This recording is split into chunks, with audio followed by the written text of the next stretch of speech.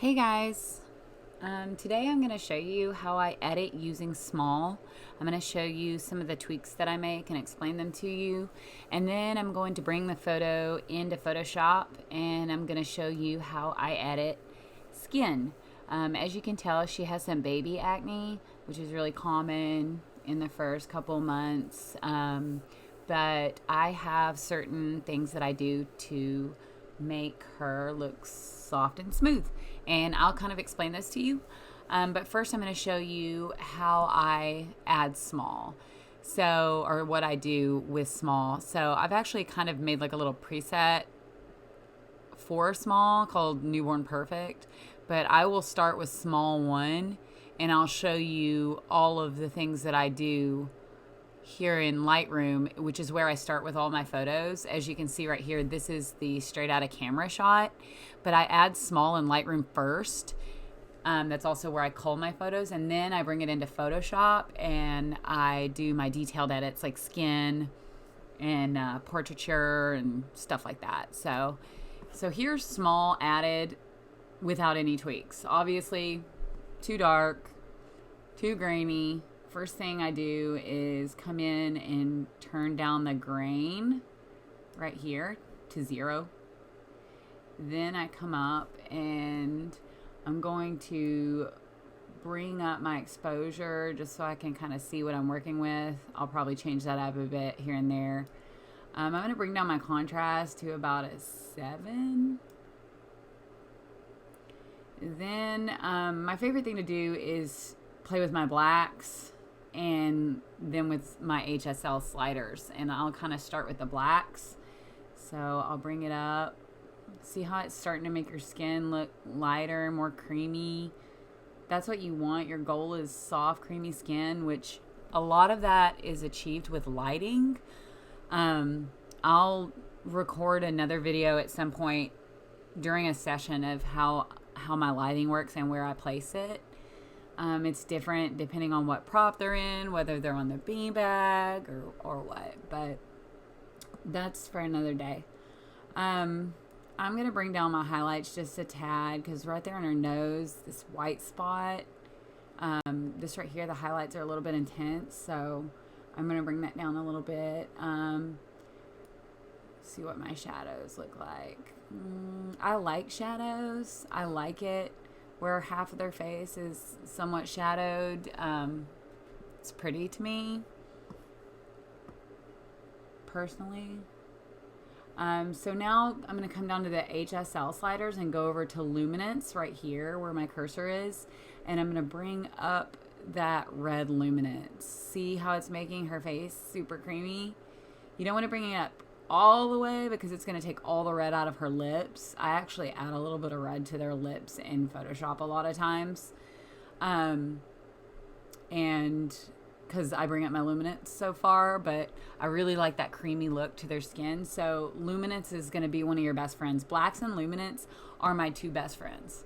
Saturation, I'm going to see what it looks like if I bring down the oranges. That's too much. I kind of like a little bit of that orange. So maybe just a little bit more orange. So right there. I play with my orange slider sometimes, but that kind of takes away your shadows when you play with that orange luminance slider, and I like those shadows. So if you bring up the orange luminance, it kind of takes away some of that orange, but it also is going to take away your shadows. Let's see. It's almost about where I want it. Probably about right there's good, I think. I think it's warm enough. SMAL does a good job of making your photos fairly warm.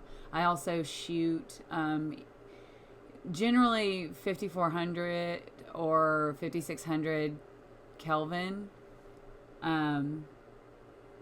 Just depending. I change it up and forget sometimes that it's set a certain point. It's set at a certain point, and then I'll change it. I don't know. But let's see. I think we're good. I think I'm about ready to pull this into Photoshop. So when I do that, I go up to Photo, Edit in Adobe Photoshop. Now we wait.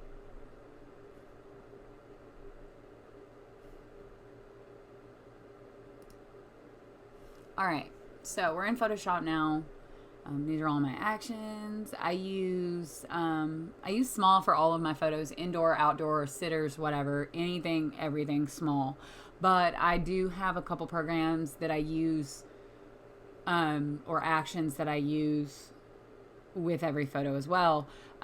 Totally Rad Pro Retouch is amazing. It has a deblotch that's perfect for newborns. It deblotches their skin if they have that red blotchiness. It helps soften them up. There's a really great their dramatic lashes one will help bring out the sharpness of their lashes to make the photo look extra sharp. Their blush skin brush right here I use on their lips and their cheeks to add redness because I play with my luminance so much back in Lightroom. But those are the main ones that I use. And then I also use Erin Toll's paint box actions. Erin Toll's paint box actions I've used probably since day one. Her red remover is amazing. So like sometimes their eyelids will be really red and that helps, or they have some blotchiness that you just can't get rid of. That red remover is phenomenal. Yellows, like if they're yellow, if they still have some of that jaundice, that yellow remover is super helpful. And for cyan, sometimes babies' feet and hands, because their circulation isn't as good as ours, us adults, sometimes their little feet and their little hands and stuff like that will kind of turn blue, like especially like when you're holding them sometimes and their feet are hanging down, you'll notice that sometimes it turns blue because of circulation. And sometimes posing them, you'll look and like off to the side their little feet will be blue. I mean, they shouldn't be blue because of the pose that you've put them in, but sometimes the circulation, that's just the way it works. But so the cyan, the So Long Cyan, gets rid of that blue. And then her darkness lift, if you want to kind of like bring up some of the shadows over here, that's a really good one. And then for beanbag poses, I use her fades right here. My favorite is the U pick, which means like your eyedropper button comes, or your eyedropper brush comes up and you get to pick which color you want to use. But I'll do a tutorial on that another day as well. But first, let's start with these detailed skin edits. Obviously, her skin needs some work. Baby acne for sure. I'll normally start with my healing brush tool. Sorry, I forget the names of them sometimes. It's like riding a bicycle now, so I can't ever remember the names. The spot healing brush is my favorite. The patch tool and the clone. Those are the three main things that I use to edit skin with. But I'll start with this spot healing brush tool and get kind of these places out here. Kind of clear up the bigger spots. If you make your brush too big with the healing brush tool and wipe it across, a lot of times it'll leave like a blur there, and you don't really want that. And sometimes it'll create like a gray look, and you don't want that either. So use this sparingly. I only use it for these, main spots right here. But a lot of little clicks. This would be a more time-consuming session. Some newborn sessions, they come in and their skin is like absolutely perfect, and you can breeze through it in a few hours.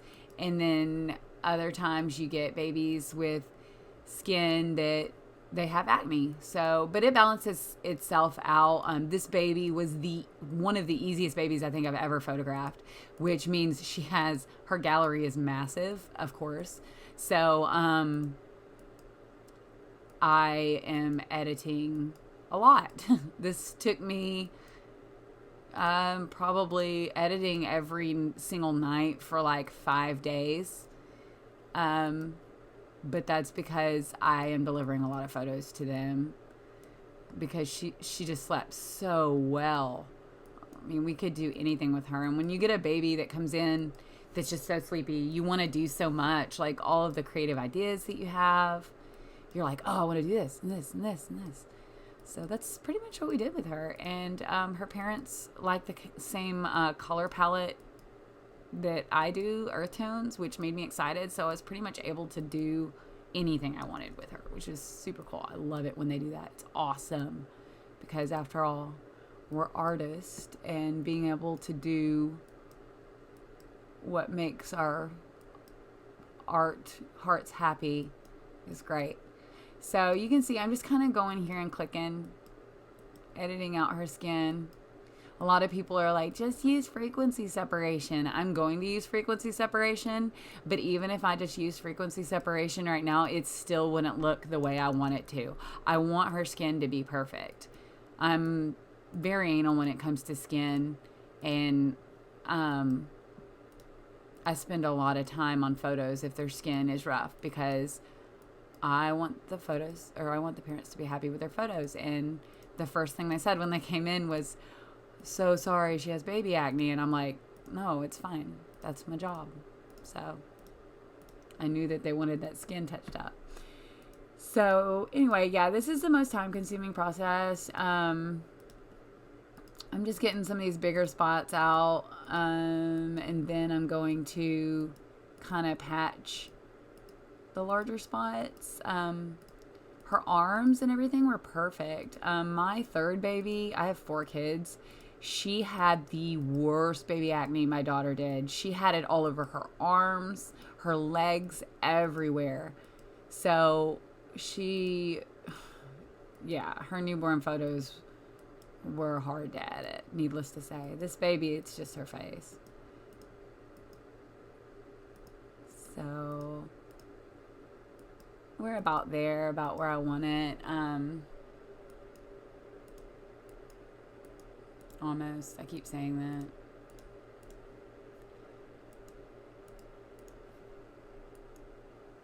that. Okay, so now I'm going to show you kind of what the patch tool does. So the patch tool, you can grab an entire section, and because I cleaned this area up over here, I'm able to patch this area here without any trouble. So I can bring that over. That's not how I want it. So I'm going to grab a smaller spot, because if you grab too big of a spot, it makes a blur, and you don't want like a big, huge blur. Like a little bit's okay, but you want it to blend. Whenever I do the Totally Rad, which is the deblotch, which is basically frequency separation, it's going to fix not all of it, but it's going to fix it somewhat. But you kind of have to be mindful. So this area here. But yeah, you can do a lot more with that patch tool than you can the healing brush. But if like most of the area of their skin is covered in baby acne, then you kind of have to start small and then work into bigger areas. Otherwise, you won't have a place to grab and pull from that's clear.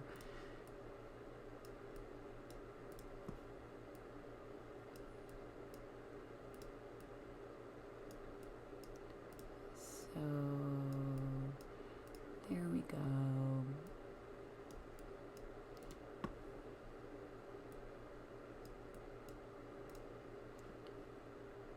This spot right here is a troublesome spot because there's shadows there, and sometimes it's kind of hard to make it look the way you want because of the shadows in that area.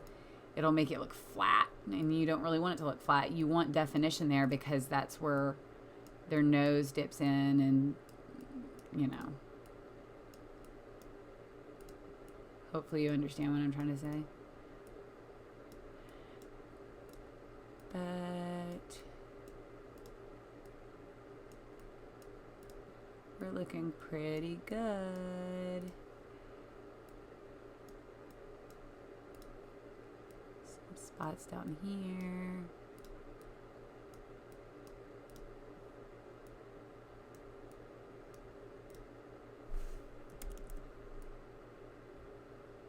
Sometimes if you get the babies in earlier for their session, they don't have this, which is funny because I prefer to photograph my babies between like 12 and 20 days because at that point, feeding's been established. And in my opinion, they sleep a lot better. She was actually on the younger end of that and already had baby acne. Normally, if you get them in the first 2 weeks, they don't have the baby acne yet, but she was on the earlier end of that and had it. But like I said, she slept like a champ. And honestly, I would prefer to edit baby acne out than have a non-sleeping baby, because it's a lot harder when they don't sleep. So, but I send out a prep guide to all of my newborn sessions, and it's very detailed, and if they follow that, then generally the baby sleeps the entire time, which means the parents can relax and sleep the entire time, and things run smoothly. So sometimes there's outside things that cause babies not to sleep, like maybe reflux or colic or something like that. But for the most part, the babies sleep. Or I just take pictures when they're blinking. All right, so we've cleaned up quite a bit. So if you look at that compared to what the original looked like, I'd say we're looking pretty good. So now I am going to, let's see, I'm going to snag a couple more little spots here with the healing brush tool.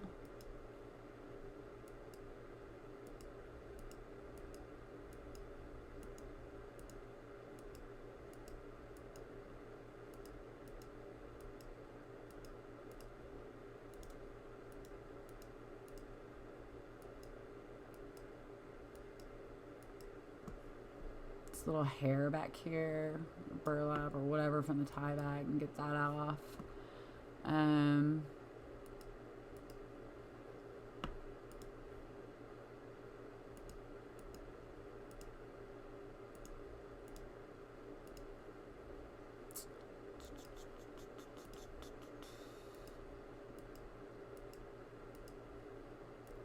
All right, so now I'm going to show you my tools.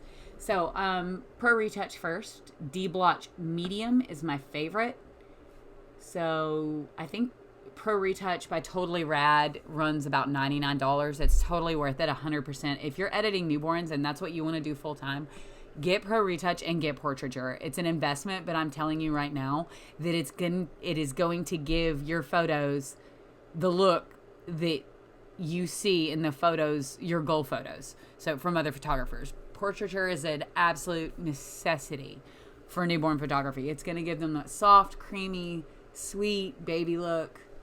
But yeah, D-Blotch first. I hit play on that. It's going to pop up here and kind of give you, it's going to tell you what to do. And I hit continue.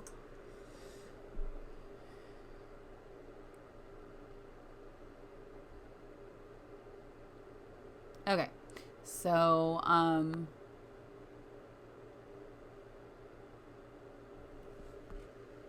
running that. Okay, so now I'm going to go over to my paintbrush tool. I'm going to turn it up to about 60-ish, and then I'm going to paint it on. So sometimes I do a different opacity on depending on where it is on their face. But I just kind of feel that out and see what, like cheeks, especially her cheeks were rough, so I'm going to fix that. So over here. You don't really want to turn it up to 100%. It's going to make them look like Play-Doh. Clay or something, like fake. But you don't want them to look fake. You just want them to look sweet. And if you go over the lines like this, it will take away from the definition of those creases and stuff. So I try to skip over those. Like, I go over just the open skin areas like this. And you can turn it down and hit up the eyelids. Because sometimes their eyelids will be broken out. Sometimes it's only their eyelids broken out. Be sure and get around that crown area, around that nose, or on the tops of the lips. A lot of times the flakiness and stuff, you can get that out with this tool. So there's D-Blotch. Obviously it kind of looks like flat and like dry looking right now. I'm going to merge those layers, and then I'm going to go to Portraiture. Let's see. So I run Portraiture. Whenever you download Portraiture and add it to Photoshop, you're going to set your settings. And you create an action, basically, your own action. If you know how to create actions down here, but that's great. But if you don't know how to create an action, there's a million YouTube videos on how to create actions in Photoshop. And there's probably a million YouTube videos on how to create a portraiture action in Photoshop. So I generally hit up run portraiture at about 80%. And then you can use your opacity button to kind of play with that. If it's too soft, then you can turn it down. I never go above 80 normally, sometimes 82 maybe, but never 90 or anything like that, because then it just looks like, it looks funny. I'll show you the difference. So I run my portraiture action, and then I'm going to paint it on her face. So you go to your mask that it created, make sure your white brush is on. Let's start with 63 and see what it does. So I'll show you. See how it's softening her skin? Do not paint over their eyes. I'm just showing you real fast what 63 looks like. So I'm going to undo that. Now I'm going to show you what 100 looks like. See how soft that is? That's almost fake to me. That's too much. Like, you want definition in their skin. You want some of those little hairs to show up. You want creases on their like their eyelids, and you want their eyelashes to show up and whatnot. So, but I don't paint over their eyes anyways. But so I lower that brush down. I'm gonna go down to about 79 maybe. Let's see how that looks. So that's about right. Paint her little nose. Paint around the sides.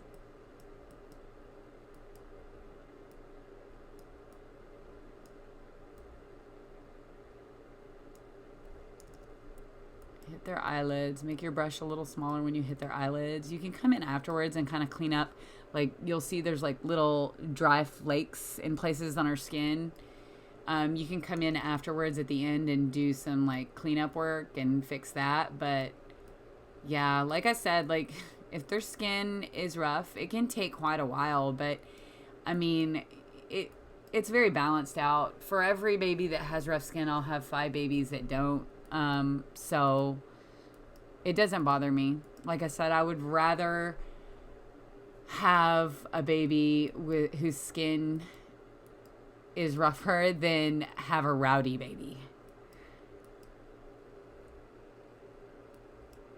Because sometimes I'll have a really rowdy baby, and afterwards I will cry and I will question why I chose this as a career.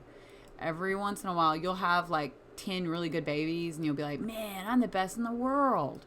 And then you'll have a baby who just literally brings you to your knees and is so tough. And at the end, you're like, why am I doing this? I'm the worst newborn photographer in the world. It happens all the time. So, well, not all the time. Thank goodness. I wouldn't do this, but, you know. So, I think she's about where I want her. I am going to bring this down a little bit because it's a little too much for me. Maybe about right there to like 77. So, you can also change the opacity of your actual layer instead of like going back and doing the brush all over again. This is your brush opacity. And this is your layer opacity. So I'm going to merge that down. I'm going to zoom in so you can see how much better her face is now. Let's zoom in to, okay, yes, I know. Let's zoom in. So here was where we started. And here is where we are now. So magic. Sometimes I'll play with the levels in Photoshop. Like, sometimes the tweaks in Lightroom aren't enough to get small where I want it. So levels kind of help that. But this one I think is okay. So just cleaning up these little spots because I'm OCD. You don't have to do this. And parents are going to probably love it either way if you don't do this much detailed work. But I'm just showing you like how much you can do and how perfect you can make the photo. And yeah, it's time consuming, absolutely. But You know, like, I, the way I see it is I charge almost $700 for a newborn session. And generally, I can edit a newborn session in 3 hours. And I photograph a newborn session in 2.5, 3 hours. So when you average that out, like say you make $700, let's see, say 6 hours, 700 divided by 6 is $116 an hour. And then I pay an assistant $20 an hour, so minus 60 from that for the 3 hours they work for me. So, let's see, 116 times 6 minus 60 equals, wait, did I do that right? Hold on. Let's see, so 700 divided by 6 equals 116 an hour. So, and then I pay an assistant. So basically I'm making $96 an hour. So the way I see it is, so what if it takes a while to edit their skin? I would rather deliver perfect photos to parents so they tell their friends and so I can post them on my site and get more bookings. So it's worth it. It's what we do. Perfection is important. So anyway, there is her now. And here is her before, after. So now I'm going to straighten this up a bit because it's a tad bit crooked. Bring this in. Okay. I think that's where I want it. And then there's a bit of my floor mat showing back there. I have a mat underneath the board so they don't slide. But I'm going to, let's see, take care of a little bit of that right there.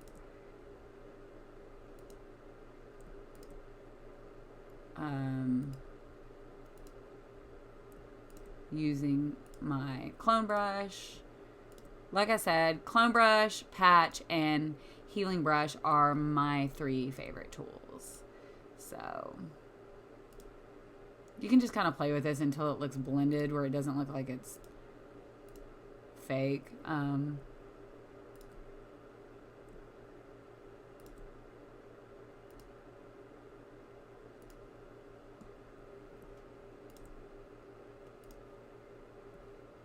So whatever, I think that's fine. It's barnwood, so you know that it looks like way because you saw me fix it, but to someone who doesn't know any better, they're not gonna notice that.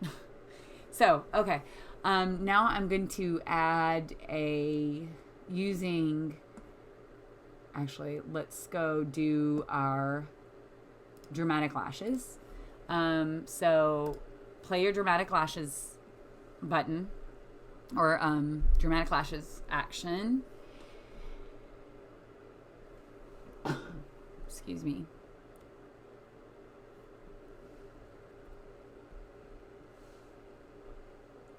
So get your brush. 79's fine. Sometimes I do it if they have really amazing lashes. I'll turn it up to like 100 and like highlight them out. But see how it, or draw them out. So see how it's kind of bringing out the darkness in her lashes. I mean, maybe you can't see it. I'm just used to it. But, yeah, so I'm actually going to turn it up some more.